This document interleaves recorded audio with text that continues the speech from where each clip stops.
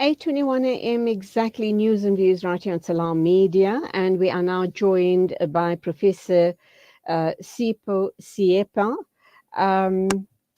He is a political analyst, and I thank you indeed, Professor Siepe, for accepting to be on the show at the very last minute. We have managed to sort out the connectivity issues, so really wonderful to be able to talk to you and try and make some sense of the 55th annual, 55th National Elective Conference. Obviously, I'm referring to the ANC conference. We did speak last week about a whole host of possibilities. Today, we're going to be looking at the issue around, obviously, more than 250 members had sought desperately a spot in the NEC, while over 4,000 delegates voted. And I think there have been also a number of surprises. For me, certainly, that Naledi Pandor didn't get voted in or get one of those spots. So let's see what else, you believe was possibly disappointments or surprises. And how do we then move forward? How does the ANC move forward? A very good morning to you, Professor Sipho Siepe. Thank you once again for being so gracious to accept a last-minute invitation to be on the show. Welcome. Thank you very much for inviting me. So here we are post the conference. And of course, lots of questions will be asked, lots of speculation, possibly a lot of disappointment as well. People, and I certainly am asking the question, Naledi Pandor not having made the cut. And there's a whole host of others, obviously. Your thoughts on the situation? Yeah, well, it's interesting, and I would also say probably surprising that somebody like her did not make it, because people like Naledi are an embodiment of the institutional memory of the organization. You also have people like Jeff Radebe, who have for a long time been the chair of the policy coordination for the ANC. You have people like Tudas Nwesi, you have Pravin Gordhan, you have one who did not make it even last time, Breaking Monday. You have the leader of COSATU not making it. You also have Stumo Samini, who used to be also president of COSATU, also not making it. You have Joel Medikende, who is very close to Ramaphosa and is always considered to be the intellectual within the NEC of the ANC. So you have quite a notables. You have the Speaker of Parliament also not making it. These are what you may call stalwarts who carry the memory and who people can connect in the past and to the present. So you could say it's an end of an era of sorts. But at the same time, you have some people who belong to that generation, people like the JDMPs, Lindio Sisulu and all that. But what has been interesting is also the young people who have actually come to the fore, who have been elected into key positions, or not so much who made it to the top. People like Malisi Gaba, Manana, you have the Masinas, you have the young lions like Andile Longisa, who have also been suspended. You also have people like from the older generation, Nkosazana Zuma. So, in a sense, you have a wonderful mix. One hopes that these young people who have always been known to be vocal, express themselves, and be articulate will create a certain degree of vibrancy. And of course, you have also the Secretary General of the ANC, who himself is a person who's not shy to express his views, although at times always flip-flopping. But one hopes that by in that position, he'll do less of that. And also, there's also issues that he should not run, given that because of his youthful nature, it does not end up bringing the organization into disrepute. So all the things that they do in parties and all that means that he needs to start understanding that now he represents also the missionary and the face of the ANC in a particular way. But you could also say he is also led by people who have been secretary generals of the ANC themselves. Cyril Ramaphosa is the former secretary general of the ANC. Gwede Mantashe is the former secretary general of the ANC. So those two should be able to provide the necessary guidance. But on the whole, you could say it's a mixed group. It is not what people expected to be one-sided. If you look at the top seven, you could say it is almost a sectional grouping that support Ramaphosa, because all of them have been champions, except the one who, like Paul Mashatile, whose position was saying, I support whoever gets elected. So in that sense, you could say this NEC may provide the type of pushback into the one-sidedness that we saw in the previous NEC. So when we look at people like Pravin Gordhan and Naledi Pandor and the others that you've mentioned now, we do know that they are of the old guard or the older generation. You're also suggesting, and I think all of South Africa also do believe that you need to get young blood into the organization. And if you kind of mix them with the older generation where they can mentor the youngsters and have this mix of young and old, the wisdom of the older people and the vibrance and the energy and the freshness of new ideas from the young people, you would have a very good mix. But what does then happen to people like Pravin Gordhan and Naledi Pandor? Um, I kind of see it as a huge loss or a huge dent in the ANC. Uh, how do you view this?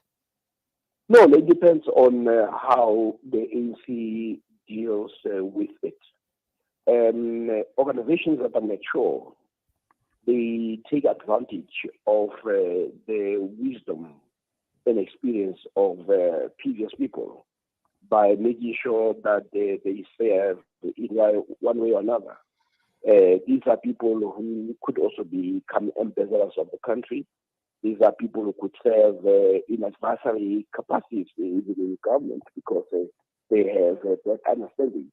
So the issue is that you need a party that is mature enough to say the organization had invested in these people, and the organization should make sure that that investment is not lost. And one way is to find a mechanism in which you can rely on.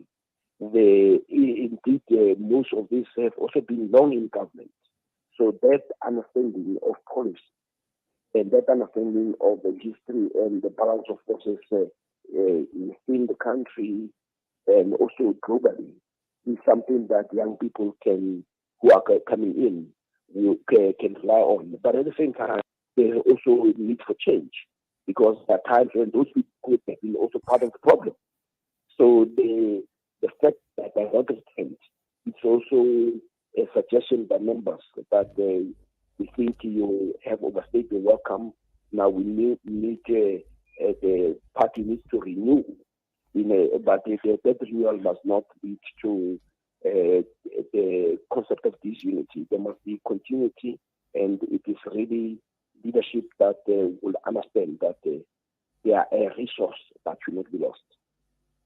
Professor, I spoke to during the conference, whilst the conference was happening, I spoke to another analyst who suggested that Cyril Ramaphosa is now being seen as the reluctant leader or a reluctant president because a few weeks ago he wanted to hand in his resignation because of Palapala hanging over his head. The suggestion went further to say that he's now not he's not fully committed to his current position, both his current positions, and he's not going to serve out his full tenure of obviously 5 years of being the ANC, president of the ANC. How do you view it? Uh, do you believe Well, that? well Carry on, my, carry my, on. my sense is, yeah, my sense is that it is being too generous of Ramaphosa and also misreading him. President Ramaphosa is not a reluctant president. He wanted to be re-elected. The whole idea of ducking and diving around the Palapala matter, moving from one excuse to another. The first thing, it was him volunteering information about Palapala, saying the monies that are talked about, those monies are a proceed of sale. He volunteered that to the organization while they were addressing the provincial conference of the Limpopo conference of the ANC. And when that raised a number of questions, he started hiding behind due process and claiming that he cannot tell the truth because that will undermine due process, which is actually nonsense. The reason why you go through the process of due process is because you are trying to ascertain the truth. And if he had truth in his hand, he could have assisted in frustrating the resolution of issues that arise out of Palapala. And those issues are very serious. So the fact that he has been diving and diving, that he's even gone to court to challenge the panel does not indicate somebody who's reluctant. If you were reluctant, you would have said, let me save the country this guesswork by simply saying, yes, there was a theft, and these are the steps that have actually taken. And you'll also have to explain yourself how the president of Namibia gets involved, where the president of Namibia has to answer questions to his own parliament, to his own country about the Palapala matter. You have to explain that. As you speak, he has not explained all those issues. Instead, he has tried to hide information that he has not come to give us a full disclosure of what has happened. So that does not suggest somebody who is willing to quit. It suggests somebody who has something to hide, as the president, the former president, Kgalema Motlanthe, was saying. So that is one thing. Then the second issue is whether he's going to serve the full term. That is possible that he may not, because in as much as the ANC has tried to suppress the Palapala report, and effectively, we must also say the ANC is suppressing it because it says we should not know the truth. And the other argument that if Ramaphosa is innocent, the impeachment process will vindicate him. But the ANC knows and suspects that he may not survive. So that's why they are protecting him. People who are not innocent, that we've always said to many other people that we have got nothing to hide. Why don't you let the process proceed? But now suddenly, all those organizations that used to jump on the rooftops, talk about the right to know, and the foundations that will march, want you to know the truth, have suddenly gone quiet. It's because they can also see that their darling is not as clean as they have presented. So you're not talking about somebody who's lacking, but the opposition is quite happy with the fact that they have a leader of the ANC who is going to be hobbled by having to answer himself, and where the ANC might actually be exposed to be a party that supports or protects or shields those who are corrupt. And that is something that they are going to make a meal out of it this coming year. And one must also understand that this comes at a time when the elections are coming in 2024. So this is the best gift for them to do as much damage to the ANC. But also, we're not talking about the ANC that has been performing well. We're talking about the ANC that has not been able to resolve the issue of load shedding. And we must also be truthful when we deal with this, that load shedding came back in 2018 when Ramaphosa took over. And he made promises around it. And right now, we are faced with rolling blackouts with no possibility in the next coming 2 years of resolving that issue. So that has an impact on the investment. It has an impact on the economic growth. It has impact on unemployment. So you were talking about the ANC that cannot account confidently to the people of this country. Okay, Professor, I have two very quick questions. I do have my next guest on standby, but important questions nonetheless. We do know that the ANC has made history as it comprises of more women than men. The other issue being we're not seeing any white-colored or Indian faces as far as the 250 members are concerned. So is that also something that needs to be understood, needs to be questioned? Why not? We do accept the fact that whites, Indians, and coloreds are the minority of the country. Others may argue, look at the demographics. And yes, I do get that. But surely we should be embracing and attracting and encouraging whites, coloreds, and Indians as well, as far as the NEC is concerned? Well, I think it's a two-way process. The ANC must spend the most of its time recruiting minority groups into its ranks. But also the minority groups also have a responsibility to be saying what we see in the ANC is a party that will also reflect what the ANC claims, the notion of non-racialism. So both sides have a role to play. The majority of the ANC who are African must actively be engaged in recruiting minorities as they did in the past. But it could also be the minority groups are also seeing what many other people in the country see, that this party is no longer the party that represents what they thought it represents.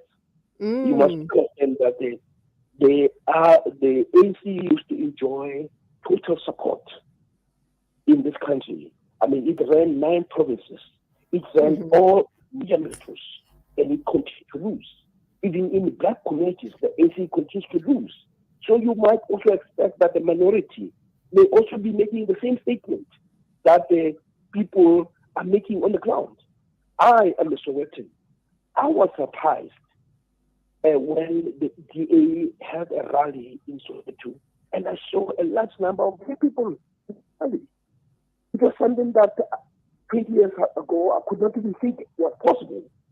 But you saw those black people who the ANC thought it owns, walking away from the ANC. So it may be also that the minorities, the minority groups are also making the same statements. Okay, so point taken. Excellent point. In terms of what being true to what it represents, and it could also be the minority groups moving away from seeing what the question is to say, that in the same way that the majority of African people wish to support the ANC, if the calls are indicative of what to expect, I say we're moving away. So that is the one part, as I say, it's a responsibility of both groups. But when also there's no reason why the minority groups should actually continue to support the party that they face. And the second issue of women, we need to have the gender issue. The gender issue on its own, the numbers on their own, it's just a mere first step. It does not resolve the issue. We still have black people who are in the majority, but those black people who are also victims of white supremacy, where they believe in whiteness despite their numbers. So the numbers do not necessarily mean the idea of patriarchy disappears. You still find many women, and when it comes to having to elect people in the key positions, women may still prefer men. But let's consider it to be a step in the right direction. Professor Sipho Siepe, thank you indeed, political analyst, talking to us about obviously the issues around the new NEC, what it looks like, how it's been made up, the issue around the top seven, the fact that we're not seeing Black, Indian, and colored faces in the NEC, and he makes a very strong point in that regard, and the representation of women, rather more women in the ANC. So I thank you, Professor. Till the next time, as always, go well. God bless. Stay safe.